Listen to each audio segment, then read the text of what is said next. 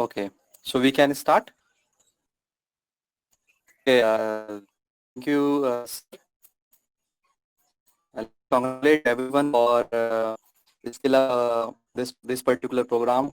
And here I'm going to present digital forensic. Let me introduce myself first.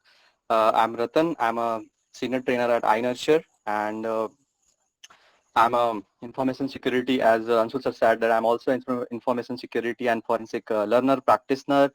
And in my academic experience, I have some experience. I have worked with government agencies. I have worked with Department of Science and Technology, this forensic project. I have worked with some state government agencies in data centers for their forensic operations. And but during my learning journey, I found one strong belief that there is a number of things, there is a number of tools, technology, and number of things present in this hyper connected society.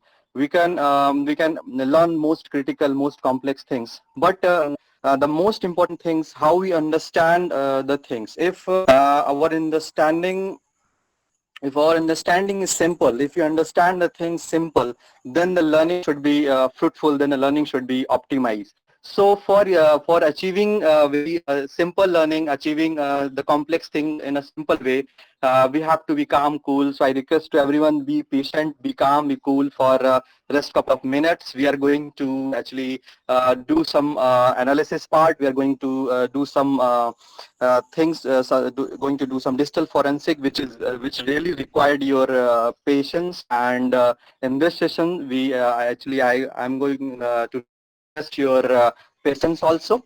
So, sir, Anshul sir. Okay, so these are the objectives of webinar, and let's start from the table of content. What topics we are going to cover, and in this particular webinar, we are going to cover some introductory part, why we are here, and why we are learning digital forensics, and what is digital forensic actually, how we can do a digital forensics. I prepare a live case study for you. I prepare a live cases for you to doing some investigation, to doing some lots of interesting, lots of very enthusiastic type of work. And also we are going to learn some operations and some cases real time, how the cyber forensic team, how the forensic investigation agencies manage their cases, what is the role of the forensic workstation, how the forensic workstation can be installed, can be configured. And yes, there is a the one live forensic case study also there, where we can see the data acquisition, how we how we acquire data, how we keep data in a safe environment, and then how we evaluate the digital evidences, what is the role of digital evidences, and actually what is actually digital evidences, analysis of evidences, how we can analyze the evidence. Because look, in a forensic, if your analysis part of evidence is weak, then it cannot be admissible in any platform. And obviously some modern forensic application like mobile forensic, everyone is have so interest on mobile forensic, Android forensic even also, and also the malware analysis. Because as the end of the first session, you discussed about the WannaCry. WannaCry is the most dangerous malware of this century. So we are going to discuss some a few things about the malware analysis also. So let's start the digital forensic webinar. Okay. Before doing anything, what I believe that we should know the things properly. If we know the thing properly, if we know the terminology, if we know what is actually the things which we are going to learn, then we will get the clarity in a very simple manner. So there is a different type of the perception available in different type of the books, different type of the companies, different type of the some authors. But here I just want to simulate some definitions. That's why I prepared these different type of the definitions. Like as per the Science Direct, obviously it is a renowned scientific journal, and and it says that digital forensic is scientific acquisition, analysis, and prevention of data contained in electronic media whose information can be used as as evidence in court of law. It means it is based on acquisition, analysis, and preserving of data, which is going for the further analysis, and analysis should be very proper manner. The belief of the scientific journal, and secondly the belief of Percipset. It is a magazine, also a company, and it believes that it is a digital forensic technologies defined like the identification, collection, examination, and analysis similar to the Science Direct. And EC Council, this definition is really near to my understanding, because it is really near to my understanding. EC Council says that digital forensic science is a branch of science in that organization ensure the integrity of standard as defined by them. Once you learn in the first half of this particular webinar, you learn about the integrity, and so I'm not going to explain the integrity. If you have the proper learning of integrity, then then you can understand that it means a lot. The alteration of the data, the tampering of data, the any type of manipulation of existing data. If you design a policy, someone try to exploit that particular policy, any time, any point of time in a digital space, if there is any type of tampering is happened, then it can be considered as an incidence for the forensic operation. So that's why this definition is really near to my understanding. And obviously some general definitions also present, like it can be branch of science where we encompassing the recovery, investigation of material found in digital devices and all. So I think the one general perception, one general idea we can take from this particular slide, that we just going to investigate something, we just going to do some monitoring things, we are just going to do some analysis part of evidence and all. So basically forensic operation, as EC Council said, that it is a thing where we are going to do some operations, and that particular operation will ensure our integrity of the data, integrity of our digital space. As you analyze in first phase that there is n number of attack can be possible, there is n number of exploitation vulnerability present in different type of the information security architecture.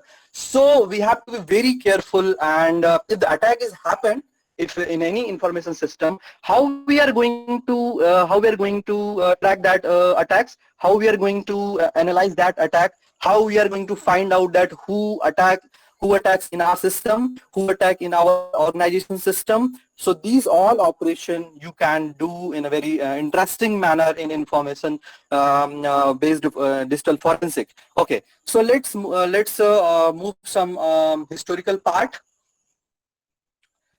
So why we are reviewing the facts? Actually, evaluation of any technology is really important. Really important. India can produce the first atomic test in by the preparation of 1.5 years. So I believe that if you ready with your scientific facts, if you ready with your historical facts, if you are ready with your all the type of the data, then you will achieve anything, because no one can judge your potential when you are ready with the facts. So evaluation of digital forensic is happened in 1980s, and as per the EC Council, in 1978 first cybercrime is happened. 1978 first cybercrime happened, and in 1980s the first worm is introduced in this particular digital world. And after the 10 to 20 year, this particular term, that is a digital forensic, emerge in your digital space. And there is a very good paper. I recommend this particular paper for your study. That is written by the Scientific Working Group on Digital Evidences, and this is written in 2002. where you can see the standardized of the thing. Actually, there is a different type of perceptions, different type of learning experiences present yeah, in this world. So there is a conflict of interest can be happen. At that case, we should refer the standards, and standards is referring to certain different categorical standards like ISO 17025, general requirement for the competence of testing and citation library, where you can find this particular paper. And but after the ending of 2010 onwards, we find that the challenges are shifting. It means that the data become resource, and the platform become only the supporting resource. The main thing is data. Where the data become the resource, at that time the new challenges, the new platforms, the new technology evolve into the digital space. So in 2010 onwards, there is another factual information we have, where we have the futuristic digital forensic. And in this particular technology, we discuss about the malware analysis, we discuss about the pattern matching, we discuss about the Android based forensic, we discuss about the future forensic trends. So these 30 decades, these 3 decades and 30 years, the information security emerged in a very matured way in front of us. And here we are going to analyze these things in a very practical manner. Okay, so let's start some. Sir, can you please? Okay, let's start some discussing some forensic operations. Different type of books, don't be confused. There's a 5 phases, there is a 10 phases, there is a 4 phases. Different type of books, different type of the material, study material you refer has different type of the process, standard process. But what I am planning for this particular webinar and for you guys, this is the one of the renowned company Secure, and he follows the 8 different type of this just for their digital forensic operations. So now we are going to start penetrating on digital forensic field. So just try to understand the things, and in case any problem, any understanding, any type of the things you have to clear with me, just write in the chat box. We will discuss on that particular things. So first is identification. Identification means once any crime happened, as also said, sir said, the lots of attacks. If any attacks happened, and if any attack happened, it is the matter of interest of digital forensic. But it cannot be considered as a identification. Identification happen once any crime, once any cyber crime happened in any digital space, and it is reported to the certain authorities. If your cyber crime is reported to certain authorities, then it can be considered as the identification of the incidents. So identification happens when any case is reported, to cyber cell or cyber forensic investigation agencies. This can be considered as an identification. After the identification, then second phase you shift to the preservation. Preservation means in any kind of cyber attack, any kind of the cyber threat, you have a certain data, you have a certain evidence which is directly related to your cyber crime. In a preservation part, in a very first manner, the professional investigation agencies just secure that particular evidences, secure that particular even all type of evidences. I'm not considering as a digital evidences, all kind of evidences which is going to be useful for our digital forensic operations. So in a preservation, you just preserve the all type of digital evidences in a very secure environment, because you have heard about the lots of stories of tampering of the digital evidences, even tampering of the evidences. So if the evidence is tampered, then entire forensic analysis will become the useless. Okay, so preservation is very important. if you will get chance to work as an investigator with government agencies, with any particular private organization, the preservation, you will find the preservation is very important, because in this particular phase you are going to seize the evidence, you are going to search and seize the evidence. After that, collection. In a collection phase, the all type of the evidence you search the all type of the evidence. You are making a tree of evidence tree, where you can create the evidence and sub evidence, the nesting evidence, the different type of the evidence, and the correlate with the all evidence. And after the collection, the role of forensic expert, the role of you guys, the all information security learner, practitioner, expert, the every information security based professional professional's role started from the collection phase, where you just collect the entire evidence from your own end, from your workstation, for the further investigation or further analysis. So identification and preservation is not our cup of tea. It's a cup of tea of some cyber forensic intelligence based agencies, and we are come in a role from the collection phase. In the collection, we just seize the entire evidences in our manner, in our standard operational procedure. We cannot violate the standard operational procedure. So what is standard operational procedure? Each and everything you are doing in forensics has the standard operational procedure. And believe me, I just want to share you, India has only 4 certified forensic lab, which evidences are only admissible in a court. And in Maharashtra, in Gujarat, Goa and Delhi, there is a 4 state where we have a forensic lab, and the rest of the labs are not certified. Rest of the labs are not up to the mark. Why they are not up to the mark? Because they are not following the standard operational procedure. That's why many times you heard the story that court is denied for the admitting these evidence for their hearing, for their specific verdict. So you have to follow the SOP, standard operational procedure. It is well defined in ISO's standard, and it is well defined in ISO 27001. It is auditor certification. You can go with them. And after the seizing and collection of the data, the examination phase started. In examination phase started, the cyber forensic investigator start validating the evidences, start validating the data which is acquired, which is collected.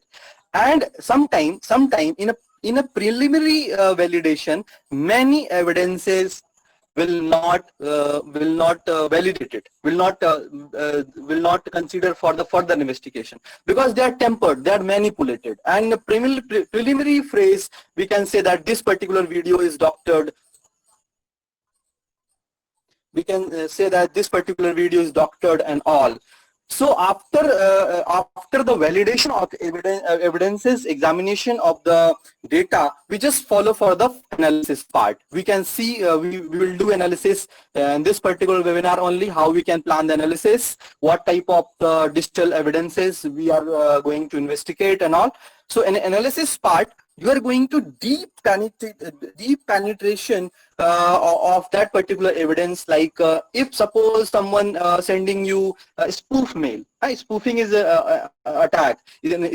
Someone sending you a phishing mail, you fished by someone, or someone make a DOS attack in your website at the very high commercial time, or any time. What else? So if that particular attack has happened on your system, there is certain digital prints present in your system. We can trace out that particular evidences. We can just find out that particular evidences, and on the basis of it evidences, we can find out the attacker, intruder. So in a cyber defense, the next phase is interpretation.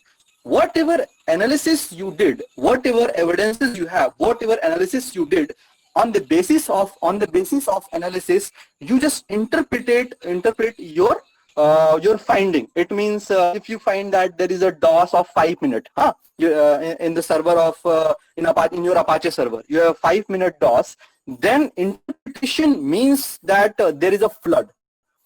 and in my finding there is a flood on that particular 5 second, it means there is an attack. So let's trace the IP from where this particular attack is arise. If I find the IP, then I find the location, then I find the then I can trace that particular intruder. After your interpretation, finally documentation. You just convert the all thing in documentation.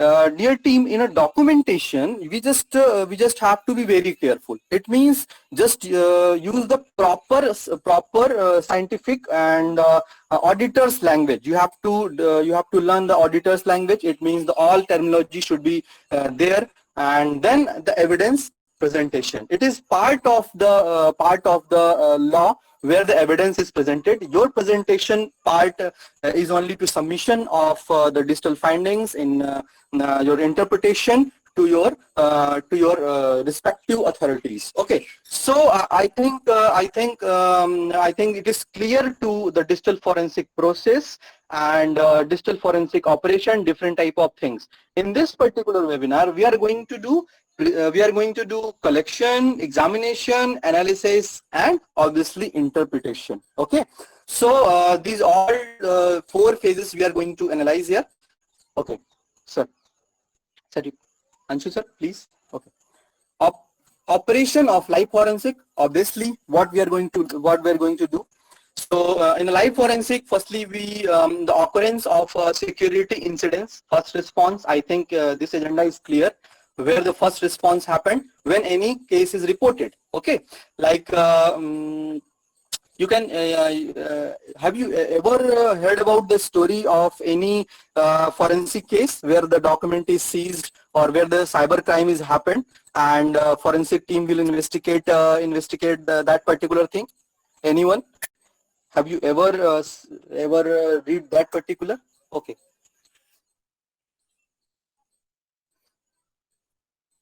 Okay, it's good.